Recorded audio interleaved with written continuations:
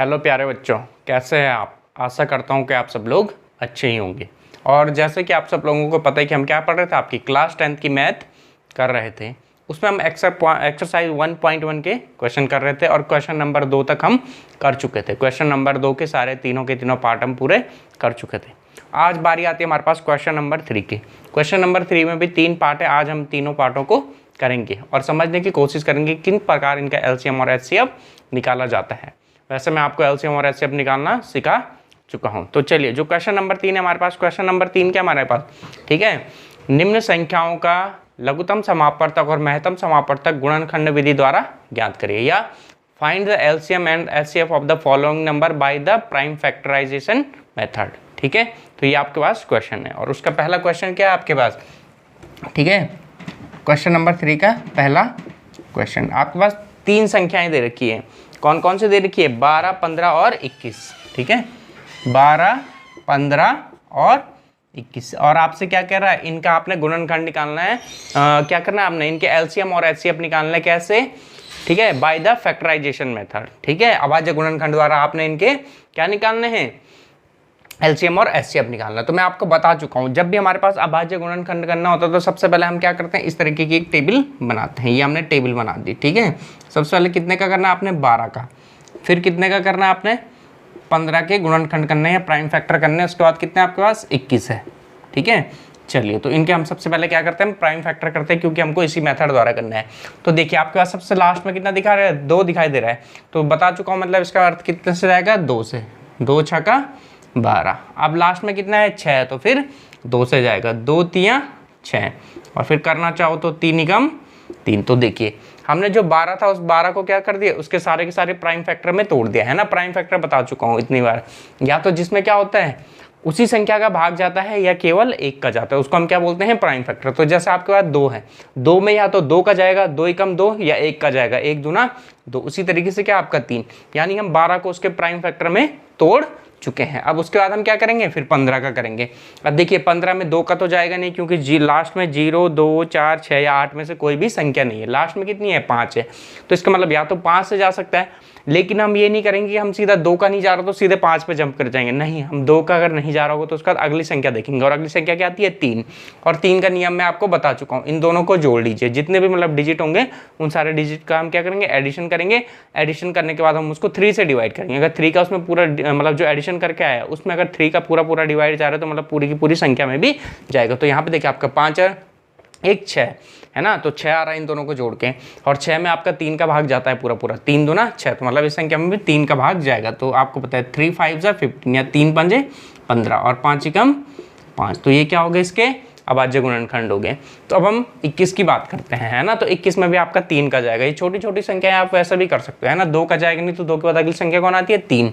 तो 3 7 हो जाएगा आपके पास 21, और 7 एकम हो जाएगा आपके पास 7। तो ये हमारे पास जितनी भी संख्याएं दे रखी थी 12, 15, 21, हमने क्या कर दिया, उन्हें उनके अभाज्य गुणनखंडों में तोड़ दिया है। अब हम क्या करते हैं, इनका एलसीएम और एचसीएफ निकालेंगे। तो एलसीएम और एचसीएफ निकालने के लिए पहले हम इनके गुणनखंड लिख लेते हैं।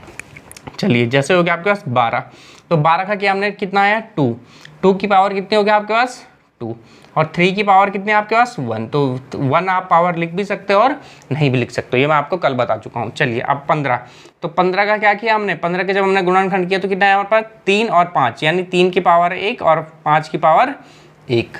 अब जब हमने 21 का किया तो 21 का कितना आ गया हमारे पास, 21 का आ गया हमारे पास 3 की पावर 1, या 3 की घात 1 गुणा के 7 की घात 1। तो ये हो गया हमारे पास इनके गुणनखंड। तो हमने इनके क्या कर दिए, गुणनखंड कर दिया। अब हमको क्या निकालना है, इनके एलसीएम और एचसीएफ निकालना है। तो चलिए इनके एलसीएम निकालते हैं। पहले निकाला हमने इनका एलसीएम। तो अब एलसीएम के लिए मैंने आपको कल क्या बताया था कि जो भी ये होती हैं, जितनी भी संख्याएं होती हैं हमारे पास, है ना, उनमें हम क्या देखते हैं, अगर कोई संख्या कॉमन है तो एलसीएम निकालते समय हम क्या करते हैं, जो कॉमन की हाईएस्ट पावर होगी उसको लेंगे। तो देखो कॉमन मतलब जो इन सब में कोई कॉमन फैक्टर आ रहा होगा, इसमें कितना है आपके पास, 2 है, इसमें 2 कहीं नहीं है, तो यानी 2 की पावर कितनी हो जाएगी आपके पास, 2 हाईएस्ट पावर लेंगे, है ना। तो 2 की पावर 2 हो जाएगी आपकी हाईएस्ट पावर। अब देखिए 3 आपका यहाँ पर भी 3 है, यहाँ पर भी 3 है, और यहाँ पर भी कितना है, 3 है। तो सबकी पावर कितनी है, 1 है। तो इन तो कितना हो जाएगा, अगर यहाँ पर 2 होता तो हम किसको लेते हैं, 3 की पावर 2 को लेते हैं। यानी इन तीनों में जो भी हाईएस्ट पावर होगी 3 की उसको लेंगे हम, है ना। तो इन सब के जो फैक्टर करके आएंगे उनमें जो 3 की जो भी हाईएस्ट पावर होगी उसको लेंगे। तो यहाँ पर तो सब में 3 की पावर 1 ही है, तो इंटू कितना आ जाएगा 3 की पावर 1, और इंटू क्या बचा हमारे पास यहाँ पे 5 की पावर 1, और इंटू क्या है यहाँ पे 7 की पावर 1, है ना। तो सबसे पहले तो हमको ये याद रखना, मैंने आपको कल भी बताया, तो जो कॉमन होगा सब फैक्टर में, तो जब हम एलसीएम लेंगे तो जो कॉमन की हाईएस्ट पावर होगी उसको लेंगे, और जो कॉमन नहीं होता है उसको हम एज इट इज वैसे ही लिख देते हैं जितनी भी उसकी पावर होगी। तो चलिए ये हो गया हमारे पास। तो अब तो आप देखिए इसको करते हैं हम 2 की पावर 2 यानी 2 इंटू 2, 3 की पावर मीन्स 3, 5 की पावर 1 मतलब 5 इंटू 7। अब देखिए अब इन सब का मल्टीप्लाई करते हैं ना, तो 2 दूना कितना हो जाएगा एक पास 4, और 4 5 दिया 15, और 7 ही कम 7, है ना। अब इन दोनों का कर लिए 7 चक्कू 28 इंटू 15। अब 15 और 28 का करेंगे क्योंकि सबको मल्टीप्लाई करना आता ही होगा, है ना। 15 8 120 की 0 हासिल 12, 15 दूना 30 और 12 कितना हो जाएगा आपके पास 42। तो यानी इन सब का जो एलसीएम आया हमारे पास, वो एलसीएम कितना है हमारे पास 420, ठीक है। तो ये जो हमने सब मल्टीप्लाई आप सबको करने आती है, लेकिन मैंने आपको करके दिखा दिया। तो इन सब का जब हम मल्टीप्लाई करेंगे तो इन सब का मल्टीप्लाई करके आंसर कितना रहा हमारे पास 420 आया। तो इसका मतलब क्या हुआ कि इन सब का जो एलसीएम होगा वो एलसीएम कितना होगा आपके पास 420 होगा। चलिए अब एलसीएम के बाद हम क्या करते हैं एचसीएफ निकालते हैं। तो एचसीएफ किस तरीके से निकालते हैं उसको देखते हैं। ये आपको मैं कल बता चुका हूं लेकिन एक बार फिर से रिमाइंड कर लेते हैं। तो एचसीएफ किस तरीके से निकालेंगे हम देखिए। एचसीएफ के लिए मैंने आपको क्या बताया था, जो भी डिजिट कॉमन होगी, जो भी डिजिट यानी डिजिट का मतलब क्या, जो भी इन सब के फैक्टर में कॉमन होगा उसकी लोएस्ट पावर लेते हैं और बाकी से हमें कोई मतलब नहीं होता। जब हम एलसीएम निकालते हैं तो एलसीएम में तो हम क्या करते हैं, जो भी इन सब के फैक्टर में क्या होता है कॉमन होता है, कॉमन की हाईएस्ट पावर लेते हैं। उसके अलावा जो बची हुई डिजिट होती है उनको हम उसी तरीके से लिख देते हैं। लेकिन जब हम एचसीएफ लेते हैं तो एचसीएफ लेते समय हम क्या करते हैं, केवल और केवल किसको कंसाइडर करते हैं, जो सब में जो फैक्टर सब में क्या होता है कॉमन होता है, और कॉमन वाले फैक्टर की लोएस्ट पावर लेते हैं और जो बाकी बचे हुए फैक्टर होते हैं उन पर हम कोई भी कंसाइडर नहीं करते उनको। तो देखिए यहाँ पे आपके पास सब में पहले आप देखिए कॉमन क्या है, इसमें भी 3 कॉमन दिखाई दे रहा है, यहाँ भी क्या है आपका 3 कॉमन है और यहाँ भी क्या है आपका 3 कॉमन है। तो हम जो भी कॉमन होता है उसकी लोएस्ट पावर लेते हैं, सब में 3 की पावर 1 है तो 3 की पावर 1 हो जाएगी। अब हम यहाँ पे ना तो इस 2 की पावर 2 को कंसाइडर करेंगे, ना तो 5 की पावर 1 को कंसाइडर करेंगे, ना ही 7 की पावर 1 को कंसाइडर करेंगे। जबकि हम एलसीएम लेते समय क्या करते हैं, इन सबको भी कंसाइडर करते हैं। तो हम क्या करेंगे, जब एचसीएफ लेंगे तो जो भी कॉमन होगा उसकी लोएस्ट पावर को लेंगे, वही आपका क्या होगा एचसीएफ होगा, बाकियों को हम छोड़ देंगे। तो यानी 3 की पावर मतलब 1 मतलब 3, तो यानी इन सब का एचसीएफ कितना आ जाएगा 3 आ जाएगा। तो इस तरीके से ये हमारा पहला क्वेश्चन हो गया। जिन्होंने नहीं देखा कि किस तरीके से एलसीएम और एचसीएफ निकालते हैं, किस पावर को कंसाइडर किया जाता है, किस पावर को कंसाइडर नहीं किया जाता है, वो जाकर इससे पहली वाली वीडियो देखिए तो आपके समझ में अच्छे से आ जाएगा। वहाँ पे मैंने रूल भी लिखे हुए थे 2 अलग से कि एलसीएम लेते समय किस पावर को कंसाइडर करते हैं और किस पावर को कंसाइडर नहीं करते हैं, एचसीएफ लेते समय किसे कंसाइडर करेंगे। तो ये आप पीछे जाके देखिए। तो ये पहला क्वेश्चन हो गया हमारे पास। तो पहले क्वेश्चन का एलसीएम आया हमारे पास 420 और एचसीएफ आ गया हमारे पास 3 आ गया, ठीक है। तो चलिए प्यारे बच्चों अब हम अगले क्वेश्चन पे चलते हैं। तो अगला क्वेश्चन क्या कहता है हमारे पास, अगले क्वेश्चन में भी हमें यही करना है, एलसीएम और एचसीएफ निकालना है। एलसीएम और एचसीएफ निकालना है तो हमारे पास जो डिजिट दिए हैं वो डिजिट बताता हूं मैं आपको, है ना। आप अपनी बुक में भी देख सकते हैं, आपका दे रखा है 17, 23 और 29, यानी 17, 23 और 29 ये दे रखे हैं आपके पास। तो सबसे पहले तो आप एक काम करिए, आप खुद से करने की कोशिश करिए, है ना।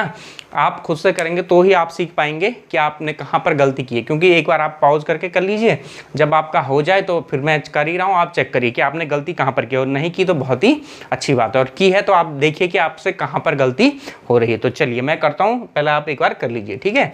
तो देखिए सबसे पहले डिजिट है हमारे पास कितनी है 17। इन सब के हम क्या करेंगे, सबसे पहले प्राइम फैक्टर करेंगे, यानी जिनको हम क्या बोलते हैं गुणनखंड।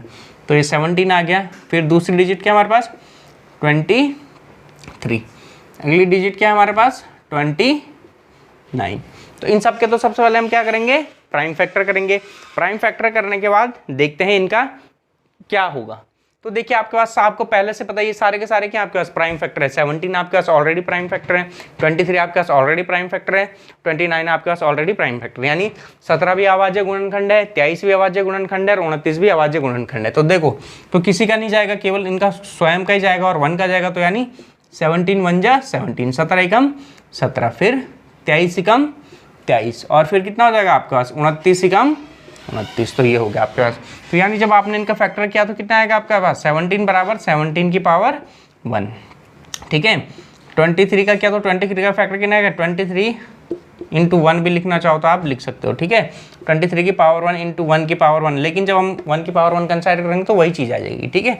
तो चलिए अगला कितना होगा आपका 29, यानी 29 की पावर 1 इंटू 1 की पावर 1, ठीक है। तो ये सारी चीज़ें हमने लिख ली जो भी आया। अब हमने क्या करना है, इन सबका एलसीएम लेना है। तो जब हम इनका एलसीएम लेंगे तो एलसीएम में मैंने क्या बोला आपके पास, जो भी कॉमन होगा, कॉमन की लोएस्ट पावर ले लोगे तो 1 1 1 सब में कॉमन है, तो और सबकी पावर भी 1 है, यानी 1 टू द पावर 1 इंटू, अब क्या है हमारे पास, कॉमन को तो कंसाइडर करना है, लेकिन कॉमन के अलावा जो बाकी फैक्टर होंगे उनको भी कंसाइडर करना है एलसीएम लेते समय। तो बाकी कितना बचा हमारे पास 17 की पावर 1 यानी 17 इंटू 23 की पावर 1 यानी 23 और इंटू कितना हो जाएगा आपके पास 29। तो चलिए अब हम क्या करते हैं, इन सब की मल्टीप्लाई करके देखते हैं। और 1 की पावर 1 कितना हो जाएगा आपके पास, ये 1 ही हो जाएगा। तो चलिए एक तरफ से हम इसका मल्टीप्लाई करते हैं, 17 1 जा 17। तो अब हम क्या करते हैं, 17 के बाद अगले क्या आएगा 17 इंटू 23, तो इसका मल्टीप्लाई करेंगे।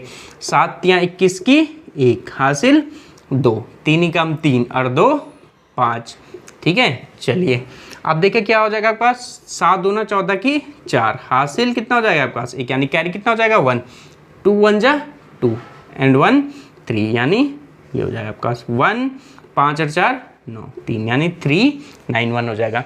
अब ये तो आगे, लेकिन अभी हमारे पास कितना बचा हुआ 29 भी है, तो उसकी मल्टीप्लाई भी करेंगे हम।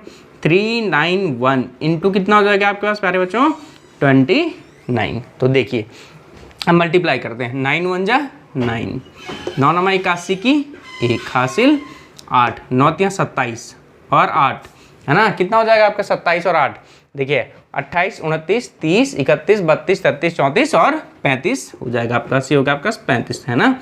2 एकम 2, 9 दूना 18 की 8 हासिल 1, 3 दूना 6 और 1 7, ठीक है। देखिए फिर से देख लीजिए, 2 एकम 2, 9 दूना 18 की 8 हासिल 1, 3 दूना 6 और 1 7, यानी 9, 2 और 1 3, 8 और 5 13 की 3 हासिल 1, 7 और 3 10 और 1 11, यानी 11 3 3 9। ये क्या हो जाएगा इन सब का, ये हो जाएगा आपके पास इनका एलसीएम, ठीक है। तो इन सब का एलसीएम कितना है हमारे पास 11,339, ठीक है। तो इन सब का एलसीएम आएगा 11,339, ये हो गया इन सब का एलसीएम। तो एलसीएम हो गया हमारे पास। अब एलसीएम के बाद हम दूसरी चीज़ क्या निकालनी है हमें यहाँ पे, इनका एचसीएफ निकालना है। तो जब हम एचसीएफ लेते हैं तो मैंने आपको क्या बताया, जब भी हम एचसीएफ निकालते हैं तो एचसीएफ लेते समय हम क्या करते हैं, उन गुणनखंड को देखते हैं जो क्या होते हैं सब में कॉमन होते हैं, और उन कॉमन वाले गुणनखंड की हम कौन सी पावर लेते हैं, लोएस्ट घात लेते हैं, जो निम्नतम घात होते हैं उसको लेते हैं, ठीक है। तो देखिए सब में कॉमन क्या है आपका, यहाँ पे 1 की पावर 1, इसमें भी क्या रहा आपके पास 1 की पावर 1, यहाँ पर भी क्या रहा आपके पास 1 की पावर 1, और सबकी पावर कितनी है, और केवल 1 है, यानी 1 की पावर 1, यानी एचसीएफ कितना हो जाएगा आपके पास 1 की पावर 1। और मैंने क्या बताया आपको, जब आप एचसीएफ लोगे तो बाकी जो फैक्टर होंगे, जो बाकी गुणनखंड होंगे उनका हम कंसाइडर नहीं करेंगे। तो यहाँ पे ना तो 29 की मल्टीप्लाई करेंगे, ना 23 की मल्टीप्लाई करेंगे, ना 17 की मल्टीप्लाई करेंगे, यानी किसी की मल्टीप्लाई भी नहीं करेंगे, केवल जो कॉमन होंगे कॉमन की लोएस्ट पावर, तो 1 की पावर 1, यानी इन सब का एचसीएफ कितना हो जाएगा आपके पास 1 हो जाएगा। यानी जो आपके पास संख्या ही थी 17 23 और 29, उसका एलसीएम कितना होगा आपके पास 11,339, और एचसीएफ कितना होगा आपके पास 1 होगा, ठीक है। अब जिसका ये आंसर आया है बहुत अच्छी बात है, जिसका नहीं आया वो एक बार चेक करें कहाँ पर आप लोगों ने गलती की है। तो चलिए अब इसके बाद हम जो तीसरे का आखिरी क्वेश्चन है उसको देखते हैं। तो अब हमारे पास क्या एक्सरसाइज 1.1 क्वेश्चन नंबर 3 का पार्ट 3, जो कि आज का आखिरी क्वेश्चन होगा। तो देखिए यहाँ पर आपको क्या करना है, 8 9 और 25 इसका एलसीएम और एचसीएफ दोनों ही निकालना। तो मैं आपसे फिर वही कहूँगा, आप पॉज करके एक बार खुद से ट्राई करिए, है ना, मैं तो कर ही रहा हूँ। अगर आपका आ जाता है तो बहुत अच्छी बात है, नहीं आता तो आप चेक करिए आपने कहाँ पर गलती की है। तो सबसे पहले फिर मैं आपसे वही कहूँगा, जब भी हमें एलसीएम और एचसीएफ निकालना होता है सबसे पहले हम क्या करेंगे, इनके गुणनखंड करेंगे, और गुणनखंड करने के लिए हम कुछ ऐसे करते हैं, ठीक है। आपने सीखा होगा छोटी क्लासों में कुछ इस तरीके का डिजाइन बोल लिया आपकी तरफ से कि हम ना तो इस तरीके का डिजाइन बनाते हो। सबसे पहले देखिए आपके पास 8 है, तो 8 का सबसे छोटी संख्या से दोगे 2, 2 चक्कू 8, फिर दोगे 2 दूना 4 और फिर 2 एकम 2 हो गया आपके पास। ठीक है, अगले आती संख्या हमारे पास 9, तो 2 का जाएगा नहीं, 2 के बाद अगली संख्या आती है 3, तो 3 तियाँ 9 और फिर 3 एकम 3, यानी ये हो गया। फिर कितना आपके पास 25 है ना, तो 25 में आपको पता है 2 का नहीं जाता है, 3 का नहीं जाता है, 4 का भी नहीं जाता है, 5 का जाएगा। ये सारे नियम आपको बता चुका हूँ।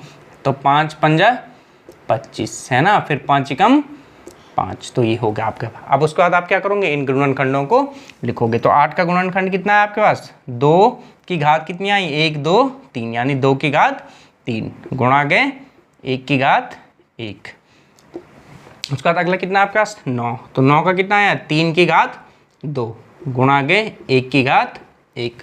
अगला क्या है आपके पास 25, तो 25 का क्या आया आपके पास, 5 की घात 2 गुणा गए 1 की घात 1। तो ये हमने इनके क्या कर दिए, गुणनखंड लिख दिया। अब गुणनखंड लिखने के बाद हम क्या करेंगे, इनके एलसीएम और एचसीएफ निकालेंगे। तो जब हम एलसीएम निकालेंगे, तो एलसीएम निकालते समय मैंने आपको क्या कहा है, जब आप एलसीएम निकालते हो तो क्या होता है, आपको क्या लेना है, सबसे पहले तो कॉमन देखने हैं। कॉमन है तो कॉमन की जो हाईएस्ट पावर होगी उसको लेंगे, कॉमन नहीं होंगे तो सबको एज इट इज लिख दोगे।